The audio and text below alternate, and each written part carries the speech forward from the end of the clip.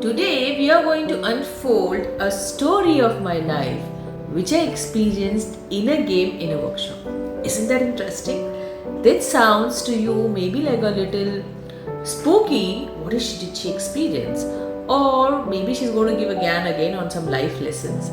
But let me tell you that seriously, this universe is something out there which tries to support, protect, and help you unfold life in such a magical and beautiful way. For me, when I experienced it, it was like every single moment the divine force is holding you in its arm, allowing you to take that baby step towards your own soul. And when you are able to feel one with the universe, that's something you realize you're nothing but a speck in that universe actually trying to go back home. I mean, I can go on about how I'm actually feeling in this moment. This is what I'm trying to share with you. I really don't want to give any kind of a gyan or for that matter any kind of learning for you all. I just want you to get aware of this moment where you are going to experience something big and you may miss it because you're not present with. So, not wasting any more time, let me tell you that experience, okay? So, I'd gone for an Anthroposophy festival where there was a workshop on clowning. So, when I was trying to choose the workshop, there were many workshops. I mean, there was a wood making workshop, there was how to find humor in a stressful condition.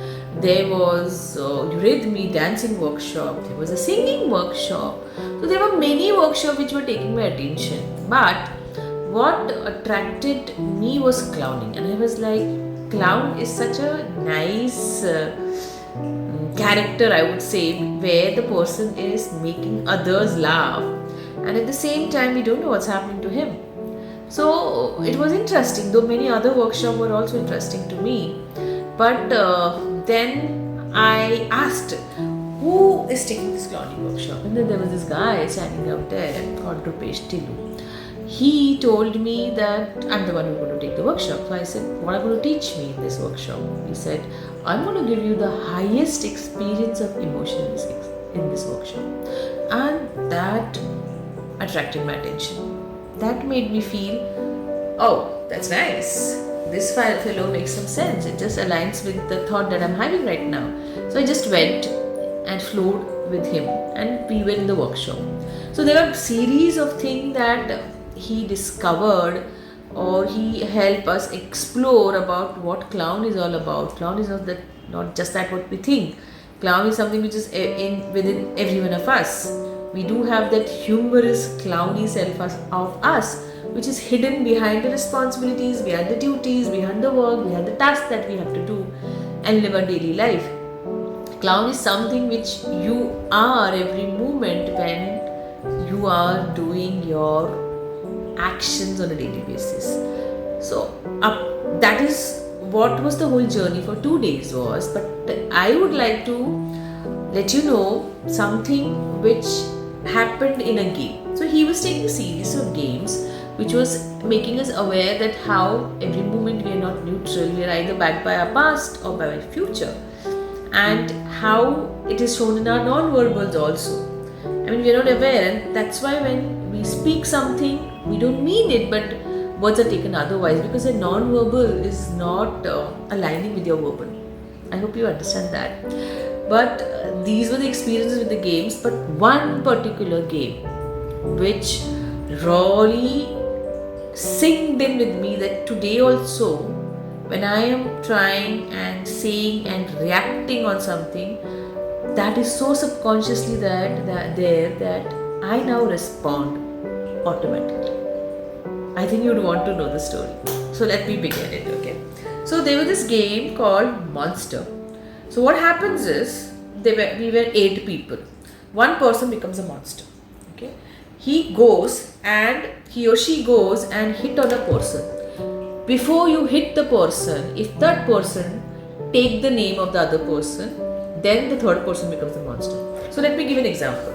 Like A goes behind B, becoming a monster. B, if he or she gets caught, he or she is out. But B, before getting caught, takes the name of the C. Then C becomes the monster, and C runs around to find another person to hit.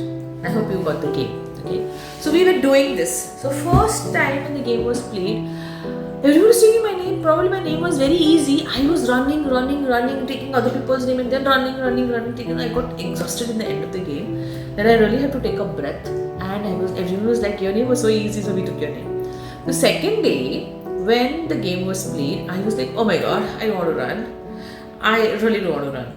That was my intention when I started the game. So what happened is, in the first instant, I got out.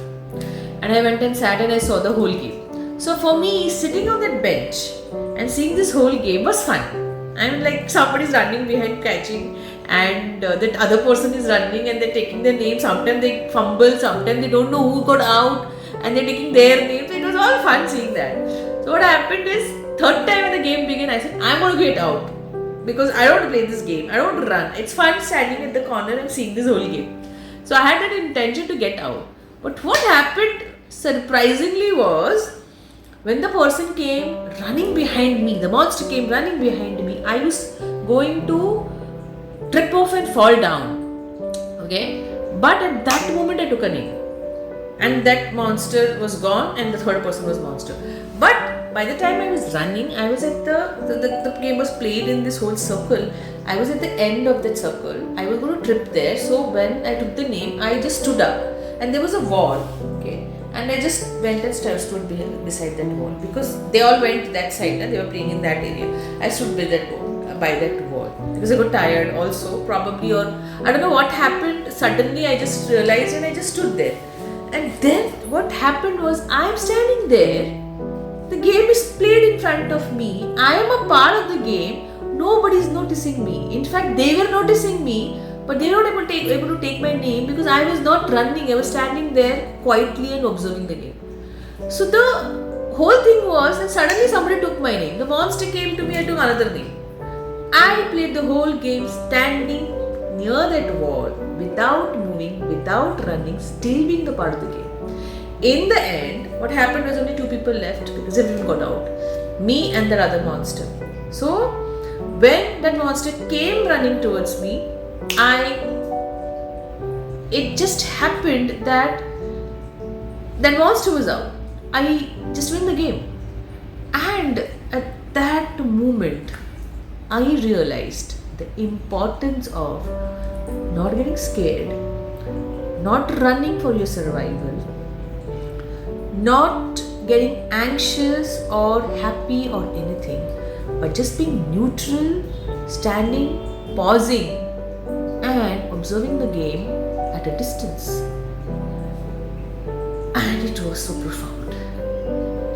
I mean, these whole games that we play in our life, whether we being a part of the whole circle and looking after our family, earning money for our family, taking care of them, working, surviving, doing everything that makes us happy, all that we are doing, a story that we are living, the game that we are playing can be played by just standing as a third person observing it. So we speak about getting out of that whole story, standing and observing. I have been having this thought in my mind, how do you do this? Okay, and that day I saw how you do it. You can be a part of the game by just not being the part of the story, but standing on a fence and observing this whole game and still winning the game. I will not be able to explain you that how we can do when we are in the struggling part of our life, and how we can do when somebody is accusing us. You know what? This is something which has to be in your subconscious mind, and you have to do it every day. Taking a pause before you react, taking a pause before you respond, observing everything not as you. The feeling that you're experiencing is not you. The thoughts that you're experiencing or having in your mind is not you. They're part of this game and story. You have to stand away from them and observe. That's when the best part of you comes. That's when your soul communicates. That day on that in that game, standing near the wall was my soul, who could observe everything, and it just dawned on me how profound this is. How when you are going to fall and trip in the midst of the struggle, cosmic energy, the universe, the divine power, whatever you call the God, just helps you, pulls you out and makes you stand at one place where you can just observe this whole thing. Problem is we get involved too much, we start running, we exhaust ourselves, and then the whole gist of standing and observing in that moment is lost. I mean, I have tears in my eyes and a of gratitude today towards that higher power which made me experience this, and I really wish for every one of you to experience this. Having said that, thank you for listening to my video and allowing me to add value to your life. I wish everyone should have those moments where they experience divine presence and feel lot of gratitude and love for everyone in this universe and for that higher power. Thank you and see you again.